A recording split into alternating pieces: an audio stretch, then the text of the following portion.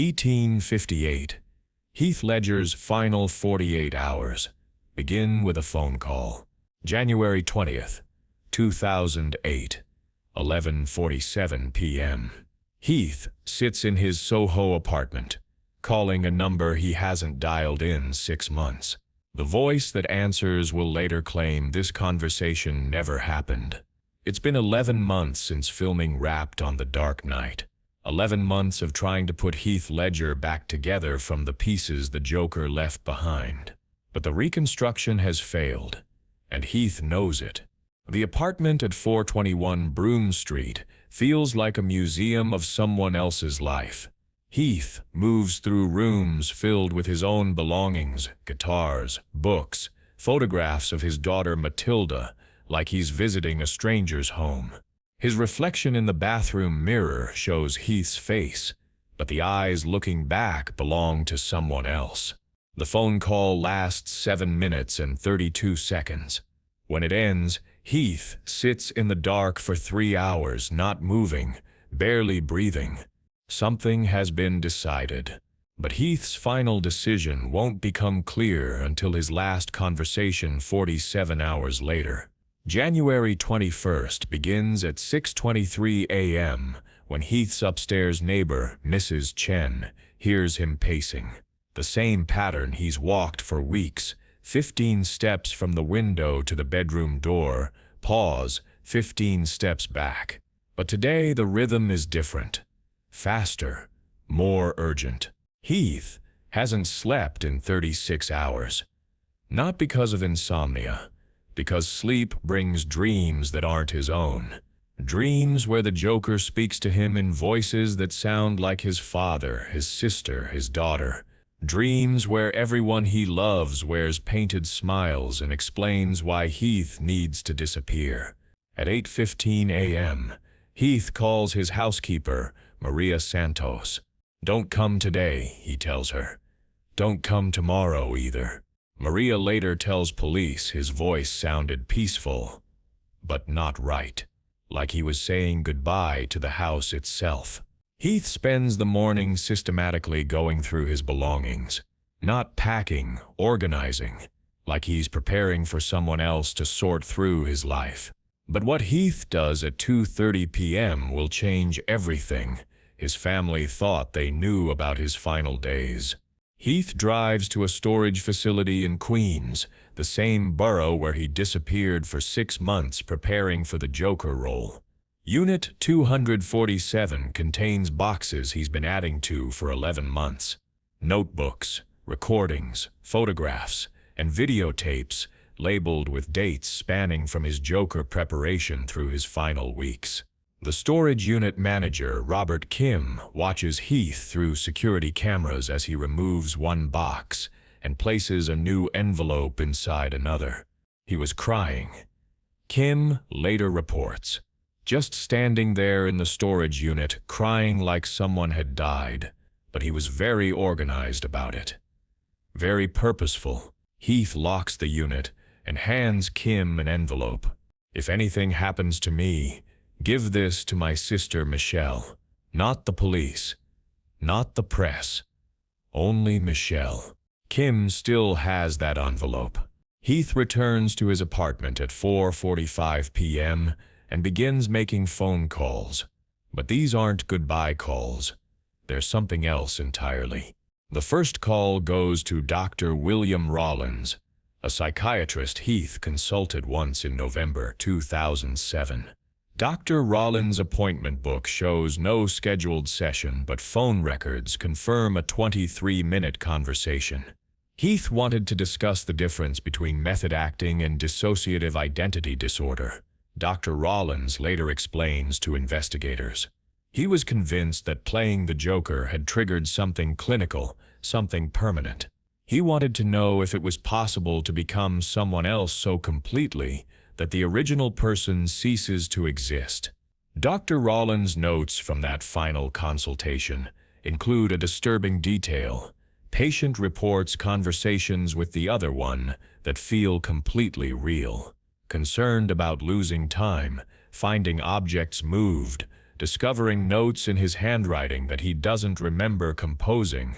But Heath's second phone call that afternoon reveals something that changes the entire narrative of his final days. At 5:52 p.m., Heath calls Christopher Nolan. The call lasts 41 minutes, far longer than a casual check-in. Nolan has never publicly discussed this conversation, but production notes found in Heath's apartment suggest they talked about more than The Dark Knight's upcoming release. Chris understands what happened during filming. One note reads in Heath's handwriting, "He knows I didn't come back the same person. He's the only one who knows what we really created."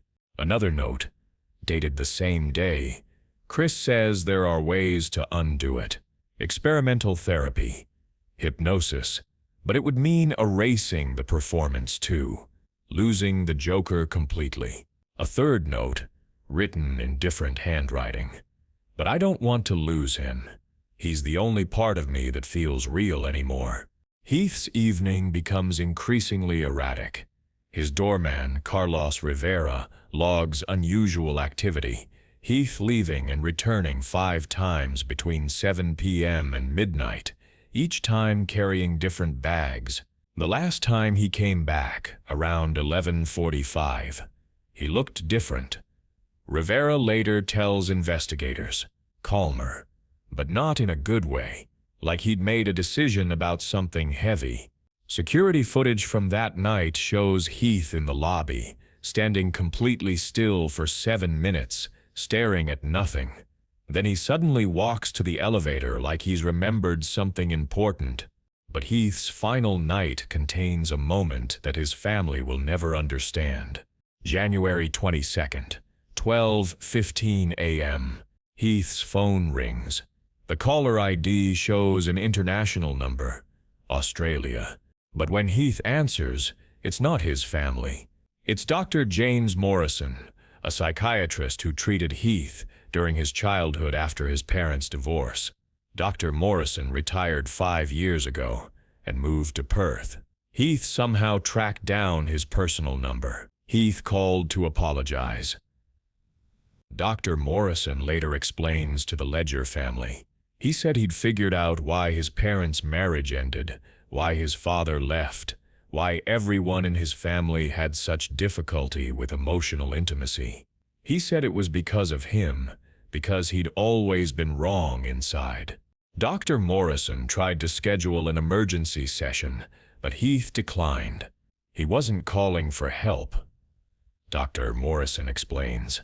He was calling to say thank you. He said, "I was the only therapist who ever understood that some people aren't meant to be fixed." The conversation ends with Heath saying something that haunts Dr. Morrison. "I finally know who I really am. It just turns out I'm not Heath Ledger." At 1:30 a.m., Heath begins his final ritual. He sets up his video camera and records himself for 43 minutes. The video, found by his housekeeper 3 days later, shows Heath talking to someone off camera. But the apartment was empty. Police analysis confirms no one else was present during the recording. The weird part, Detective Ray Murphy explains, is that Heath is having a conversation. He pauses like someone is responding to him. He laughs at jokes we can't hear. He argues with someone who isn't there, but his side of the conversation is perfectly logical, perfectly coherent. In the video, Heath discusses practical matters, his will, his daughter's future, projects he won't finish. But he also discusses something else, a partnership that needs to end, a shared space that can only accommodate one consciousness.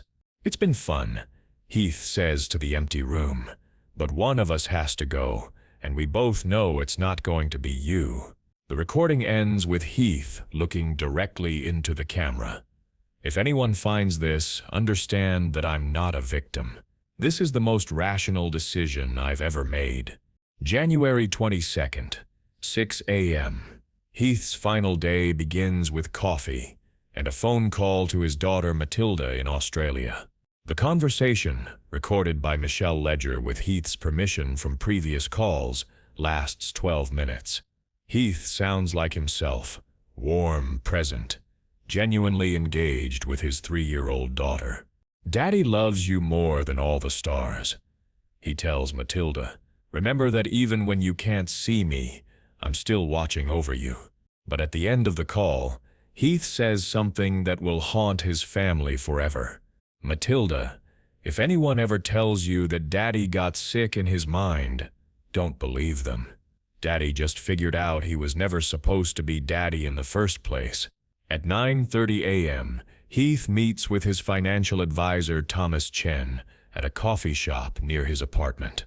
They spend 2 hours reviewing Heath's will and trust fund arrangements for Matilda. Heath was incredibly focused. Chen later reports, "More organized than I'd ever seen him. He knew exactly what he wanted, had specific instructions for every asset, but he kept referring to himself in the past tense, like he was already gone." Heath's final modification to his will includes an unusual provision: any materials related to his Joker preparation period should be destroyed without examination. Personal journals, video recordings, audio tapes, all to be incinerated without review. He was very specific about this, Chen explains. He said some things weren't meant to survive him. But what Heath does during his final afternoon suggests his death wasn't as spontaneous as everyone believes. At 2 p.m., Heath returns to his apartment and begins a process that can only be described as systematic preparation. He arranges prescription bottles in specific patterns on his nightstand. He places his cell phone exactly 12 inches from his pillow. He sets out clothes for the next day, though he knows he won't be wearing them. Most telling, Heath leaves a series of notes around the apartment, each addressed to different people, but none meant to be found immediately. One note, taped inside his guitar case, reads, "Jake, the songs I never finished are in the blue notebook. The melodies are complete. They just need someone who can hear them properly." Another, hidden in a book he knew his sister would eventually read, "Michelle, don't blame the Joker. He was just showing me who I always was underneath." A third note, placed in his passport. "The real Heath Ledger died in Wyoming in 2006. What you've been grieving for the past year was just an actor playing the part of someone who no longer existed." At 4:15 p.m., Heath receives an unexpected visitor, his masseuse, Diana Wolozin.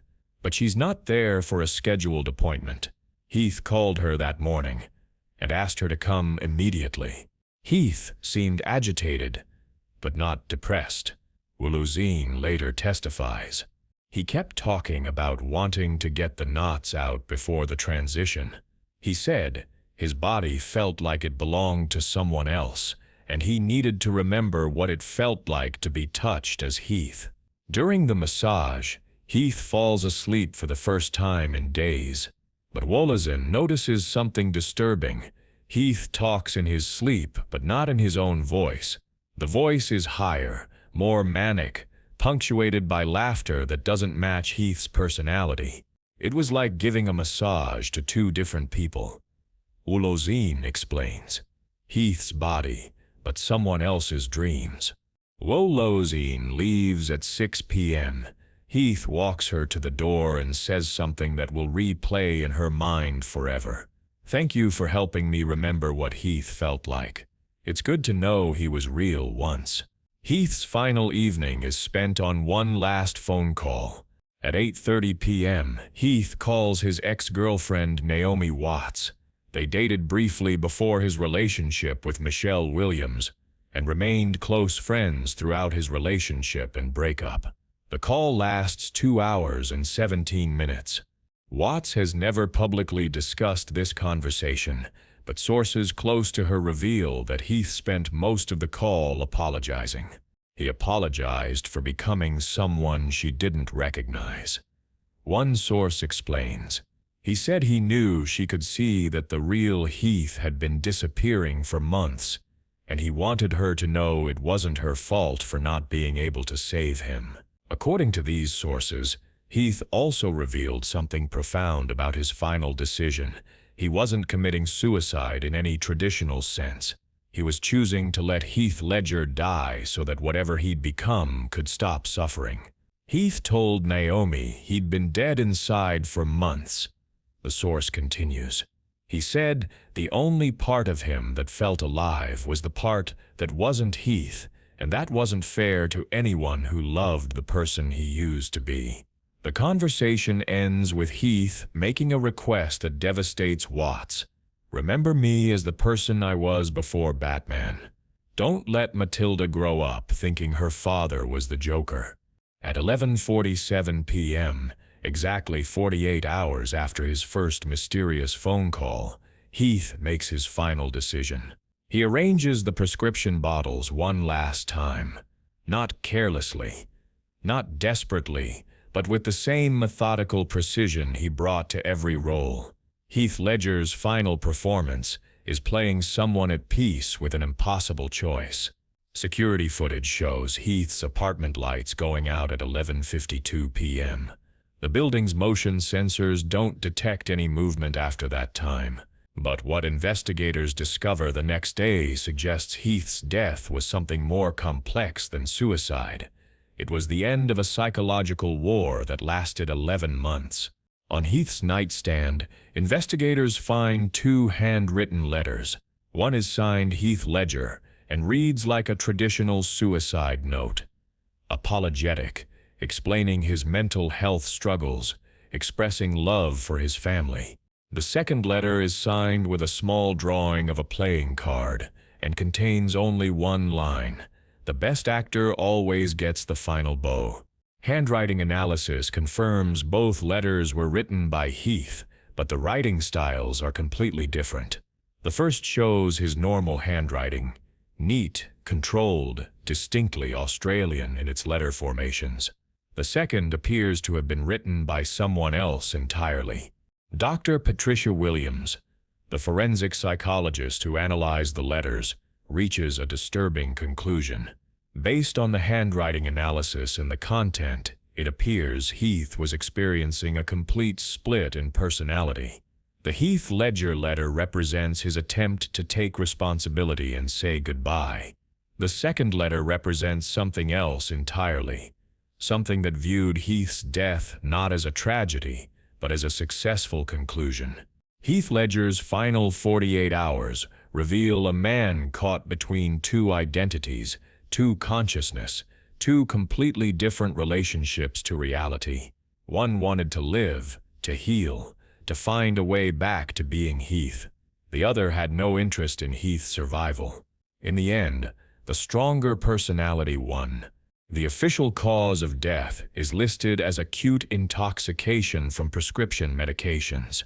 But those who knew Heath's final days understand that he didn't die from an overdose. He died from a year-long battle for control of his own mind, a battle he ultimately chose to lose. Heath Ledger's final 48 hours weren't about a depressed actor making an impulsive decision. They were about someone systematically saying goodbye to a life that no longer belonged to him, making peace with an identity he could no longer inhabit. The person who died on January 22nd, 2008 wasn't just Heath Ledger. It was the last remaining fragments of someone who'd been disappearing for over a year, finally accepting that some transformations are irreversible. Heath's final gift to the world wasn't just his performance as the Joker. It was his willingness to show the true cost of disappearing completely into art, even when that cost is everything.